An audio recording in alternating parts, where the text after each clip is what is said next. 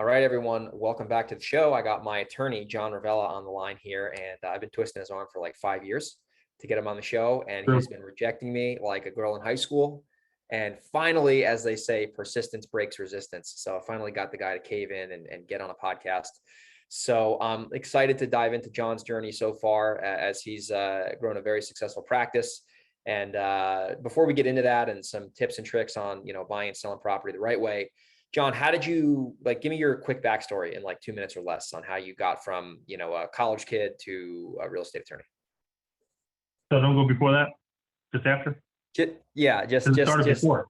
well, just give me the story. Just give me the skinny. I want to hear the whole Okay. upbringing. Yeah. I grew up in a blue collar town. A lot of my friends had run-ins with the law consistently. I would go to court with them often just to, support in general, and found it interesting. But my initial inclination in college was to go to be a doctor. Have some health issues in my family, so I was going to be a doctor. So I went to work at Cornell Medical College and during summer breaks from college. And the doctors there convinced me that it was a dumb idea, that doctors have a horrible life, that they can't really start a family until they're older. And if I wanted to have any sort of life before that, I should look into some other profession. So I was like, well, I'm a senior, so it's kind of late, but I guess I'll try. So I went back to undergrad again and felt that I could try something else, what was a good profession. And there's a law school on campus, so I didn't have to move or go anywhere, and I stayed on campus and went to law school. Okay. So you were going to be a doc. I didn't know that about you. We've hung out like dozens of times and have many dinners together. And I didn't know you were going to be a doctor originally. Dr. Revella. Yeah. That sounds pretty good. Oh, I'm Dr. Law now. It's still good, right? Dr. Law. JD, baby. JD. That's there we awesome. Go. That doctor is something. Yeah, for sure. So you went to law school and then you started out, you were not working for yourself. You were working for a law firm. So how did you get into that? And like, what was your first couple years in the legal field like? And then how did you eventually transition to being a, solo? When I first got out of law school, in New York, you have to get barred first to do actual law work. So before I took the bar, I was a contract paralegal for a big firm in Manhattan. They did mergers and acquisitions at Paul Weiss.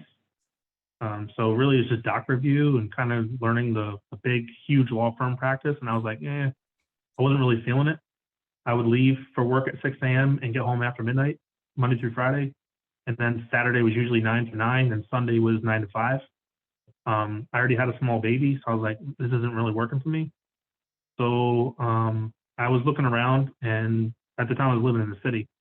So we were looking back where I grew up in Walden, New York, and Orange County. And the firm in town, they were friends of the family, and I inquired there if they were looking for any attorneys to come in. I was taking the New York bar and wanted to get started, and they took me on. So for 3 years, give or take, I worked at Jacobitz and Gubitz in Walden, New York, and did mostly litigation, employment practice, sexual harassment, discrimination, that kind of work. Dabbled in everything, really. And from there, I became the village manager in Walden. And part of my contract says I'm allowed to practice law for so many hours a week to keep my practice alive and things. So friends were getting into real estate. I started covering closings for them and just kept going ever since. It was probably like the last 12 years or so. Yeah. Yeah, that's interesting because you got your taste in, all this broad law stuff, all the stuff you mentioned, and you ended up, settling into the real estate industry, which, it's got its fair share of hiccups, which we'll talk about on the rest of the show today.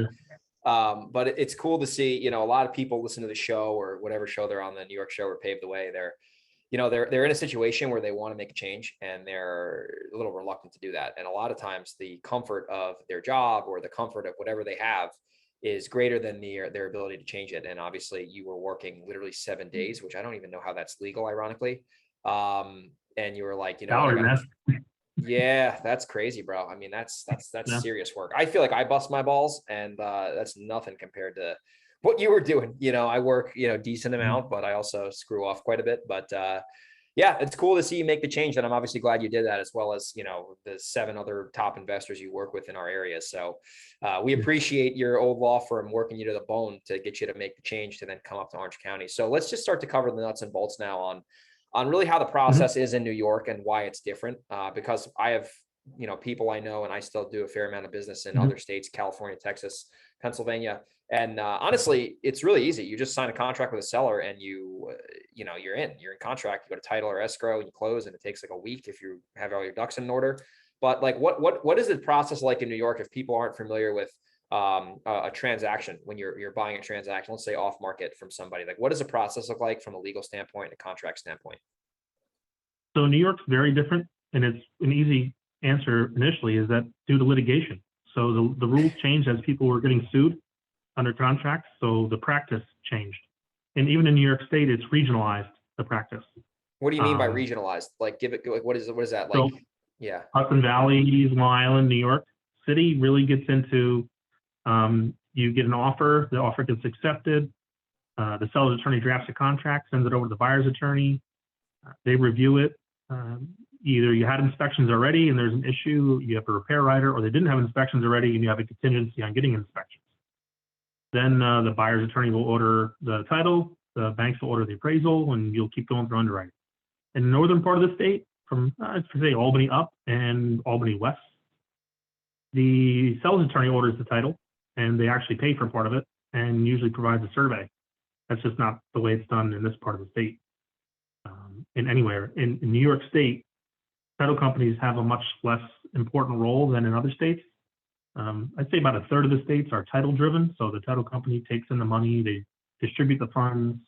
New York is an attorney driven state. So the attorney gets the money and distributes the funds either through the seller's attorney or the bank attorney or whoever's involved. But the attorney does it, not the title company. And in some states, you even have a realtor do it. They're realtor escrow driven. So it's a little different. It's kind of weird. Even in upstate New York, when you have that initial offer, usually you'll have to put like $1,000 in escrow with the realtor to start. And that's just not how it's done in this part of the state. So it's a little different from different areas. Yeah, I found that was a big roadblock that happened to me when I started. Is we were getting a lot of accepted offers, even though we really didn't know what we were doing. And what happened was like we were trying to go into contract with attorneys, and we didn't have money for deposits, so we were like kind of getting stuck in between a rock and a hard place. So I eventually said, "Fuck this! I'm going to Texas, and I'm going to start making money in Texas," which ended up working out really well. And because of that, I'm back in New York doing business, mainly because of me going to Texas and figured my shit out for a while. But like they say, the grass isn't always greener. But the big benefit that I'll mention, and we'll talk about this in detail in a minute, is in New York, from what I found, and Michael, my co-host who isn't on today's call, it's very difficult to get into contract in our part of the state. Let's call it Southern New York, the city, Long Island, the metro area, right? Not upstate, even though people in Long Island call Westchester upstate, which is ridiculous. But side note, even though it's hard to get into contract, it's extremely difficult to get out of contract from a buyer standpoint, like when a seller signs with you. So just talk about that real quick on because in some styles, I'll give you a quick example. I remember in Texas one time we had a deal, we were going to make a fortune on this thing, and the seller ended up giving us 2 of these middle fingers if you're not watching the YouTube. And there was really nothing we could do. I got $1,000 as like recourse, but it really, I couldn't enforce shit, and it was a whole mess.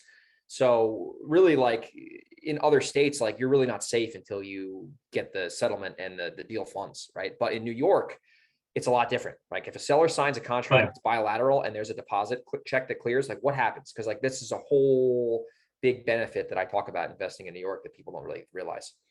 New York State, the parties are bound once they're fully executed by both parties. So the buyers sign, send an escrow deposit, which is the good faith funding. It's consideration. So once you have an offer accepted by the seller with consideration, which is the deposit, you're in a fully binding contract. So for the seller to get out, he either has to come to terms with the buyer or sell them the house. The buyer, on the other hand, they have a different option. They can either forfeit their deposit, which is one of the conditions in most contracts, and walk away, or negotiate some better term with the seller. But that's really the only options they have. And the seller, the option for the buyers, it's called specific performance.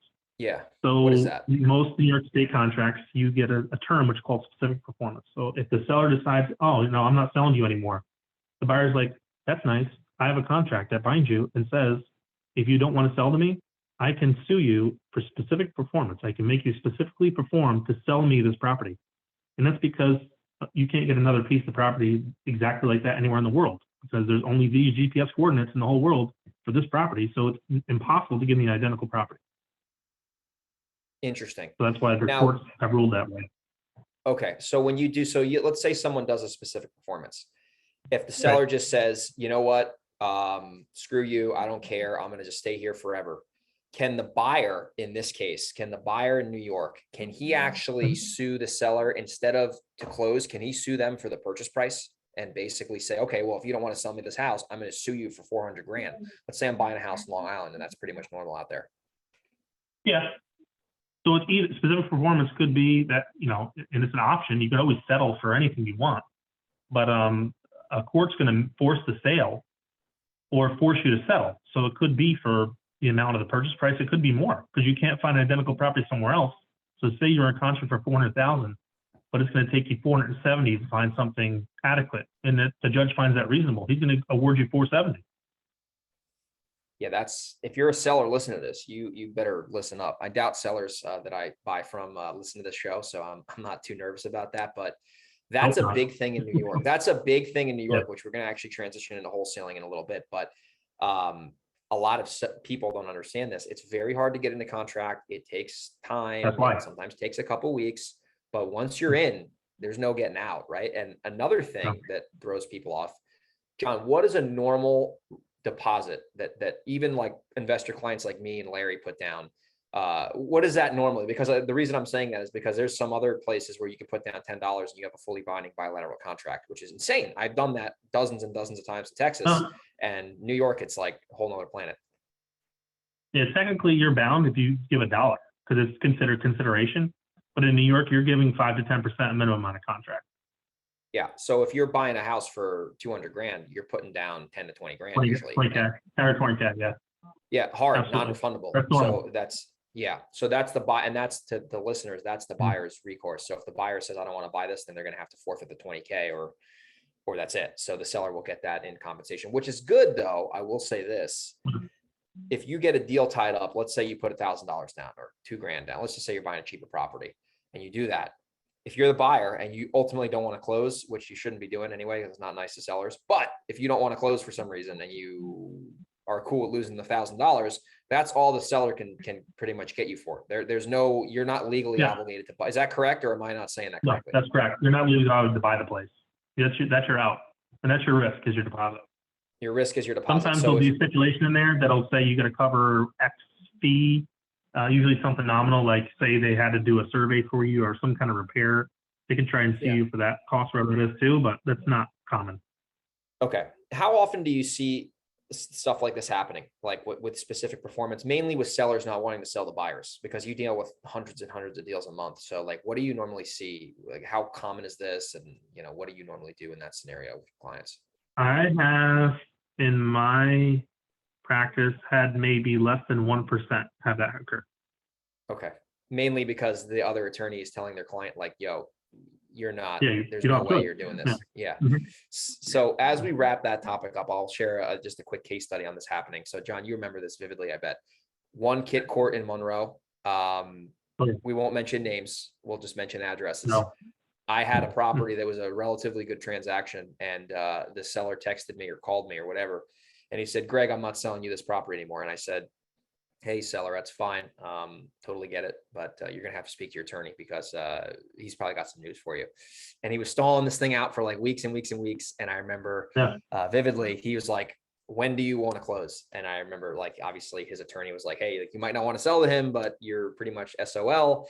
You got no choice. He'll sue you for the purchase price and then some. So sign on the dotted line. And we ended up getting it to the finish line. So I knew in that scenario, I had leverage against the seller.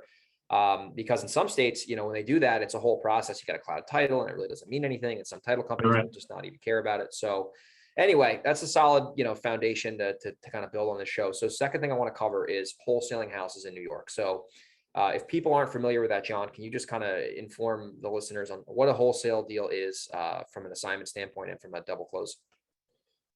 Just so you know, in New York State, I'd say at least half the attorneys won't get involved in wholesale deal. I'm not sure what their fear is. It's pretty straightforward. It's just a matter of doing paperwork.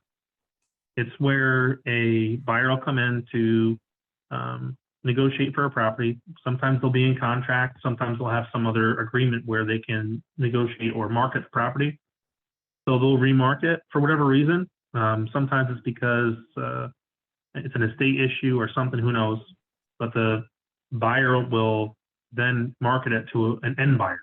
So say it's an investor that's going and just looking at properties and they're marketing, looking for property that's available, and they'll find something, they'll get into contract with a seller for a certain price, usually because there's some issue with a repair or something, who knows.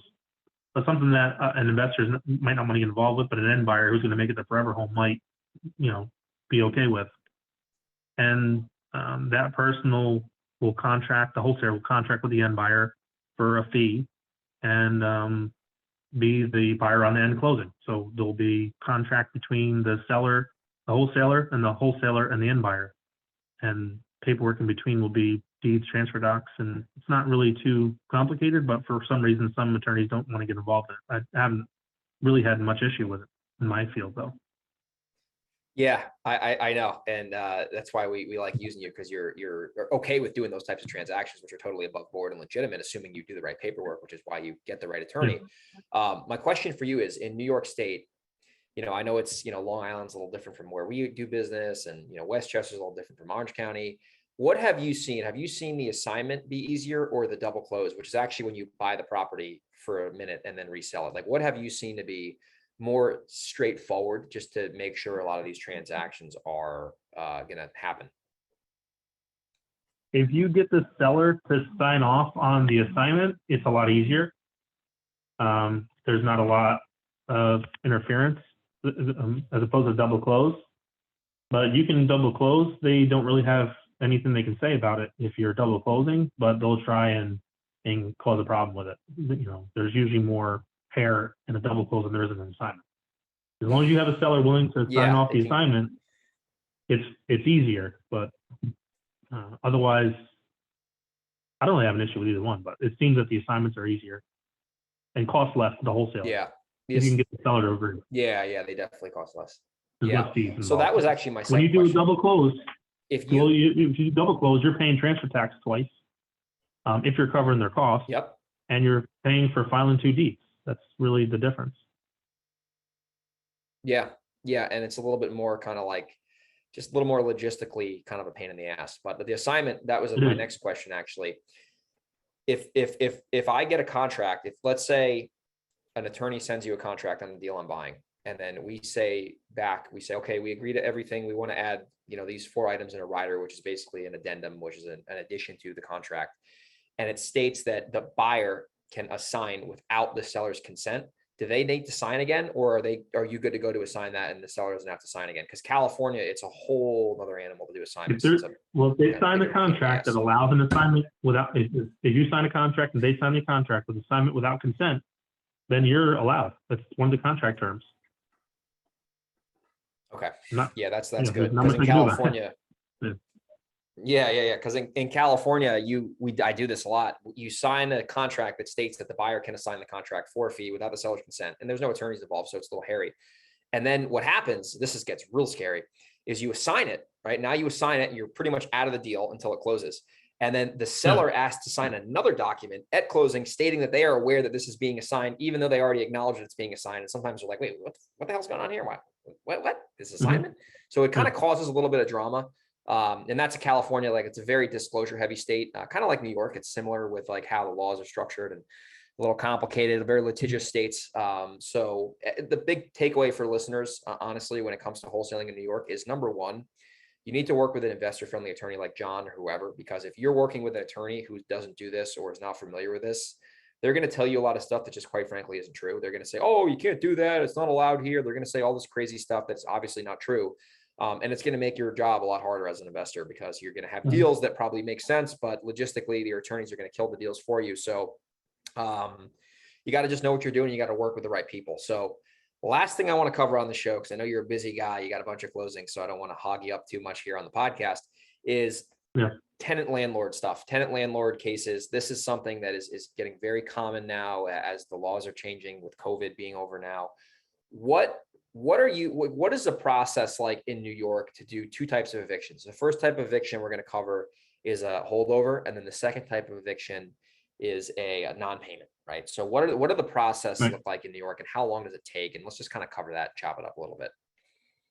So there was an act passed in 2019 under Cuomo that made evictions 3 million times worse. Yeah, they were already disgusting in New York to do evictions. Now it's a lot harder. So during COVID, forget about it. But now you have to give certain notifications. The notifications change, the time limits change. So you have to give for a non-payment a 5-day notice and a 14-day notice. Then the petition, notice petition, a petition to go to court.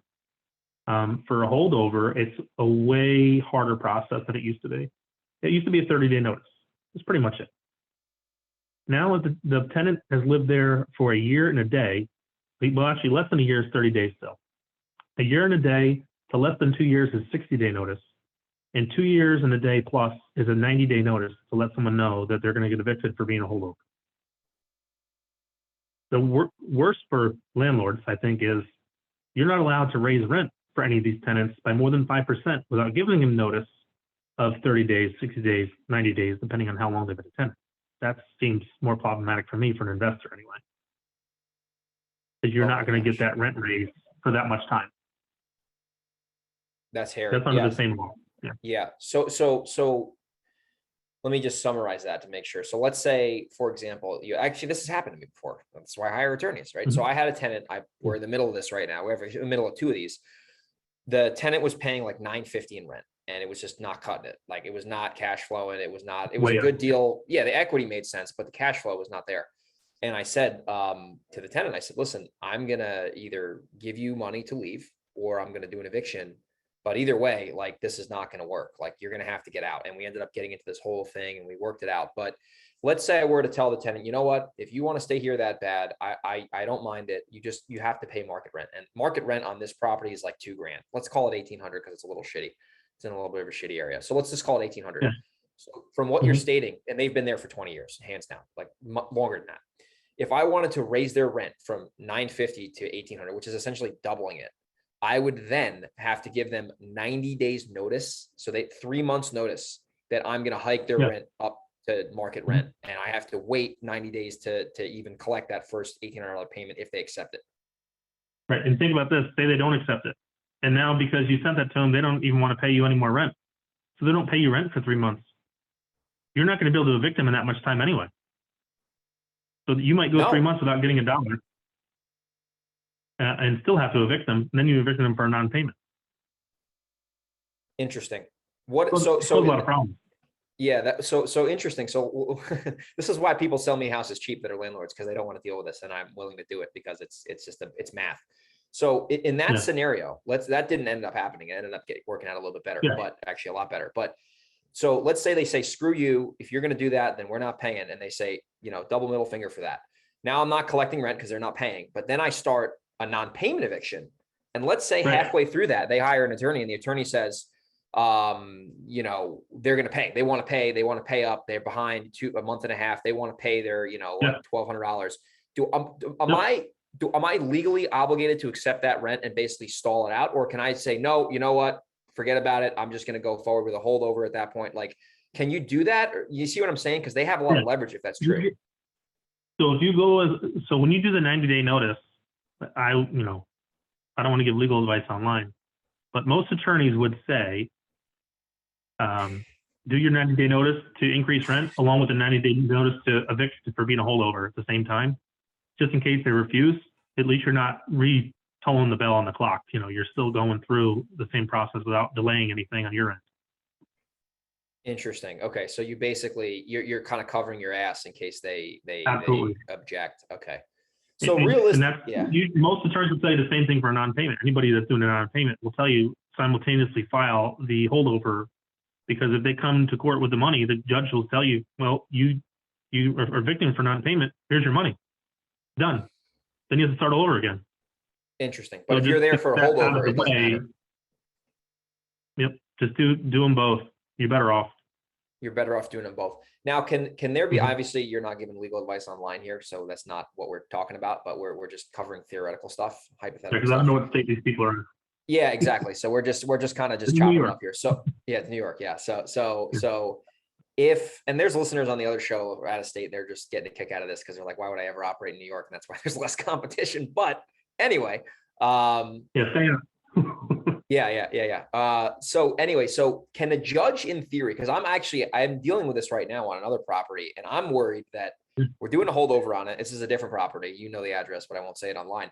You know, so we're doing the eviction, and I am scared that now the 90-day issue is going to expire on March 1st. So we gave them 90 days, I think in December or whatever, or I think it was December. Now, if the judge in this town is like, you know what, I want to kind of stall this out, and I did everything legally by the book, and I'm not going to accept their background, I'm not going to do anything, I want to just get them out. Is the judge most likely obligated to follow the law at that point? Or do they have loopholes that they can kind of stall this thing out? Are there other ways that landlords can get fucked if they do all the right things, but then the judge is like, I don't know, this guy's got bad hair, this tenant's too nice. Like, can they, or do you have a pretty good case if you do everything legitimately and you get to the finish line?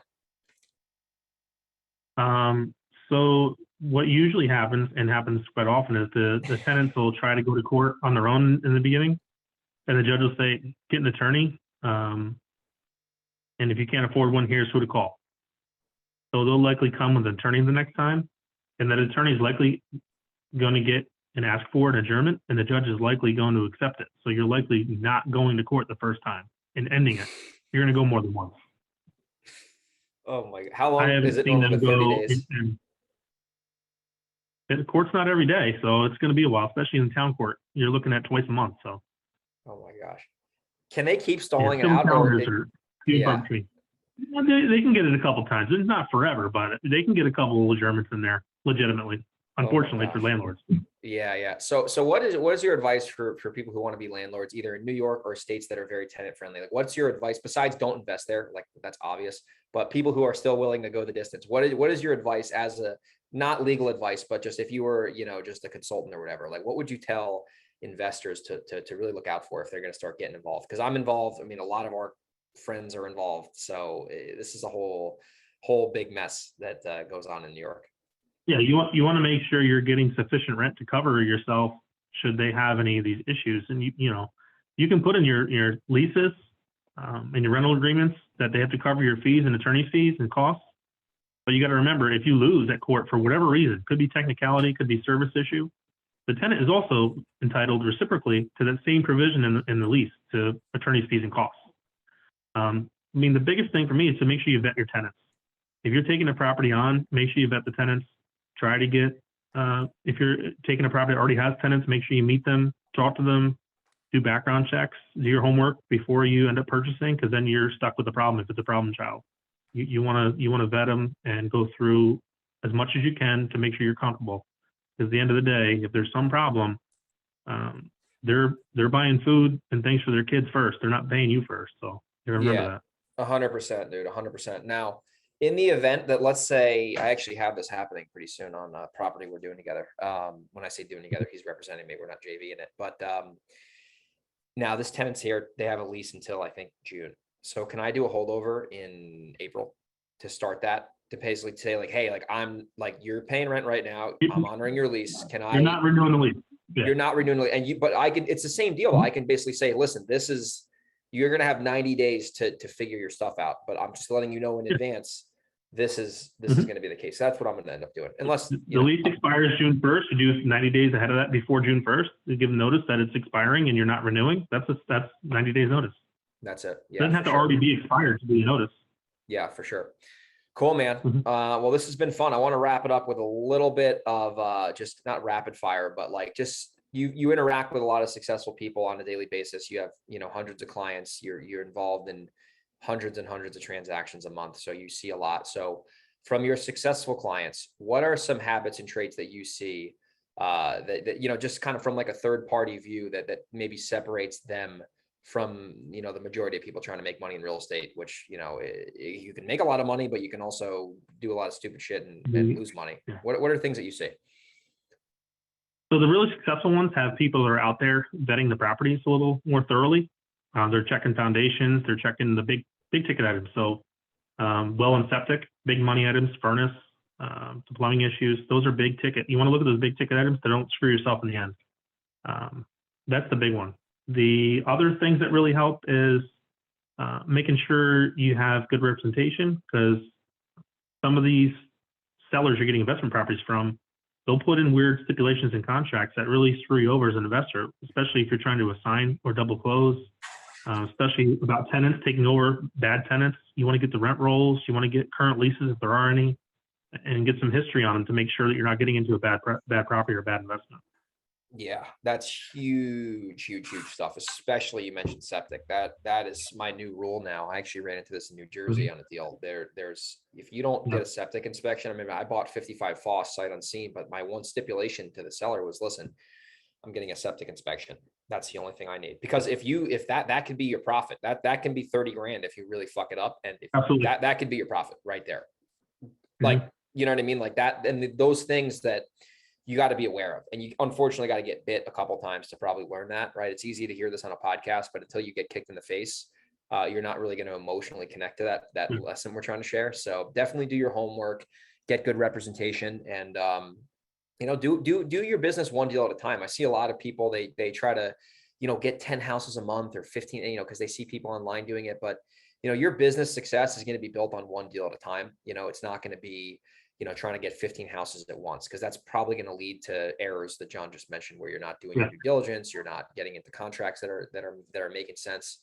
So that's great advice, man. And I know you see a lot of it on the daily. So I really appreciate you coming on the show and sharing some wisdom on how it works in the real estate game, especially in New York. If people want to, connect with you and they want to potentially have your firm represent them in transactions, what's the best way for people to reach out to become a new client if you have the availability? Well, email is probably the easiest, because I have 3 people checking the email all day. It's probably getting looked at between 7 a.m. and 3 a.m. every day. So they're going to get responded to pretty quickly that way. That's probably the fastest. And then there's other ways to reach out, but I mean, that's probably the quickest and easiest. Okay. Is the email, can I share your email?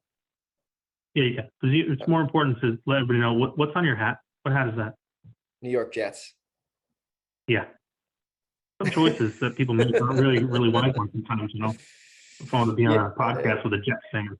Well, I'll tell you what, I took my brother to a Jet game. I know. I took my brother to a Jet game for his birthday with my dad, and they got spanked by the Patriots. And I said, maybe I'll get a new hat out of it. So got this hat. It fits on my head well. It could say, penis face club or whatever, but the hat fits really well. So I figured I'd just wear it. It's green like money. You're perfect. That's right. So if people want to connect with John, his email is johnrevella@hotmail.com. Anna will put this in the show notes. It's John, JOHNREVELLA@hotmail.com. If you're interested, don't reach out to John if you're a tire kicker, to be candid. He's very busy. He has a lot of clients. So if you have a property you're actually going to buy and you somewhat know what you're doing, if you don't, call me first. I'll vet your deal. And then if it's actually a deal, I'll bring it to John. JohnRevella@hotmail.com. John, I appreciate you coming on today, man. This was a lot of fun. Thanks, man. And I'm looking forward to seeing you in a couple of weeks when I'm back in New York. Absolutely. Appreciate it, man.